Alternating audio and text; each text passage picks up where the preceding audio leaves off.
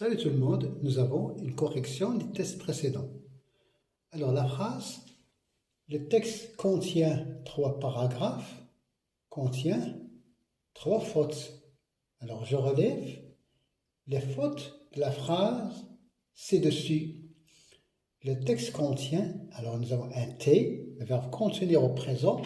Le texte c'est le sujet, le groupe nominal sujet, contient c'est le verbe 3 avec S et paragraphe, non pas F mais PHES, parce qu'il y a 3 fois paragraphe, 3 paragraphes. On dit un paragraphe, des paragraphes. Maintenant, nous avons un test. Que veut dire le mot suivant? Fille. Alors, si vous pouvez m'aider à corriger cette faute parce que je n'ai pas comprise. L'autobiographie, c'est récit primaire de la personne. Que veut dire celui qui a écrit cette phrase? Alors maintenant, on parlera du récit, de la narration et aussi du discours direct.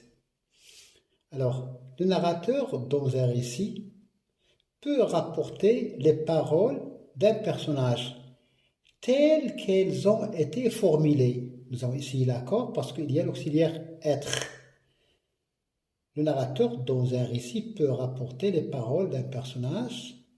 Et les personnages, il y a les personnages principaux et les personnages secondaires. Le héros, c'est celui qui tient un rôle important.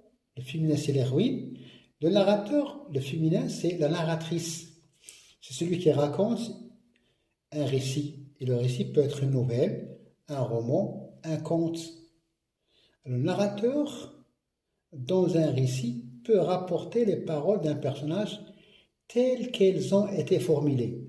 On dit alors qu'elles sont rapportées au discours direct. Il y a le discours direct, le discours indirect et le discours indirect libre. En arabe, on dit يمكن للراوي في أي نص سردي أن يأتي بأقوال شخصية ما كما تم صياغتها كما قالها الشخصية. نقول إذن هي منقولة حرفيا بكلام مباشر. Donc, ici, le narrateur reste objectif. C'est-à-dire, il ne change pas les paroles du personnage. لا يغير كلام الشخصية إذن هو موضوع.